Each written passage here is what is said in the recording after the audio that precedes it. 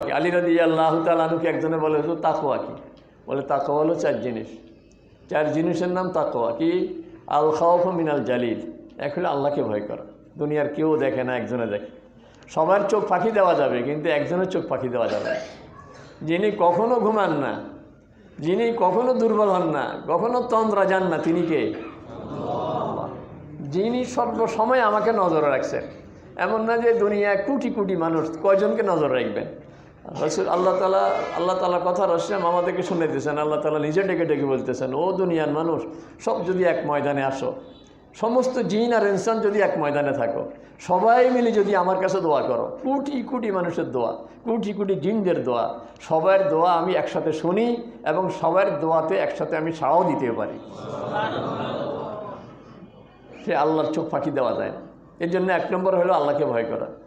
দুই নম্বর হলো আল আমালু বিত্তানজিল, কোরআন অনুযায়ী নিজের জীবন গড়া। আমি চলবো আমার কোরআনে, আমার আল্লাহ যেভাবে বলছে সেভাবে আমি জীবন চালাবো।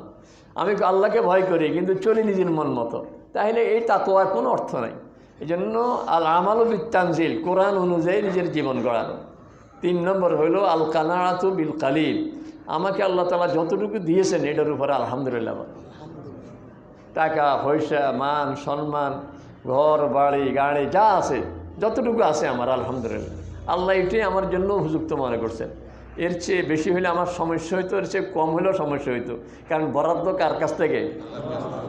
আল্লাহ পাকের পক্ষ থেকে বরাদ্দ। কাজে এই বরাদ্দের মধ্যে আমার কোনো আপত্তি করার কোনো সুযোগ নেই। আমি বলবো আলহামদুলিল্লাহ, এই অল্পের ভিতরেও আল্লাহ তাআলা আমাকে খুব সুখী করে দিবেন। তাহলে এক হলো আল্লাহকে ভয় করা, দুই নম্বর হলো কোরআন অনুযায়ী জীবন গড়ানো, তিন নম্বর হইল অল্পতে সন্তুষ্ট থাকা, চার নম্বর হইল আল ইস্তেদাদ লিয়াউমির রাহিম।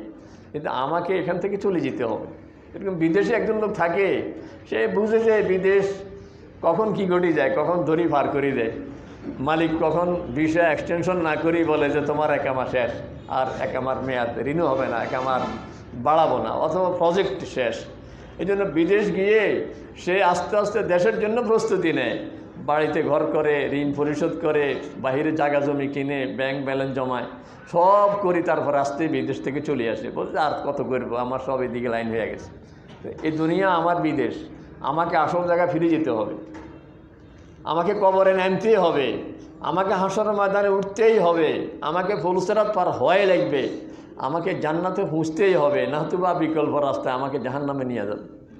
এই জন্য আল ইস্তেদাদ লিয়াউমির রাহিম, আখিরাতের জন্য প্রস্তুতি নেওয়া। এই চারটা কাজের নাম হলো তাকওয়া। এক হলো আল্লাহকে ভয় করা, কোরআন অনুযায়ী জীবন গড়া, আল্লাহ তাআলা যতটুকু দিয়েছেন এতটুকুর উপরে সন্তুষ্ট থাকা, আখিরাতের জন্য, পরকালের জন্য প্রস্তুতি নেওয়া। বলে চার কাজ করতে পারলে এই হলো তাকওয়া। এই তাকওয়া যার মধ্যে আছে, আল্লাহ তাআলা বলেন যার মধ্যে এই চারটা গুণ যত বেশি, ইন্না আকরামাকুম ইনদাল্লাহি আতকাকুম, সে আল্লাহ তাআলার কাছে তত দান। এই জন্য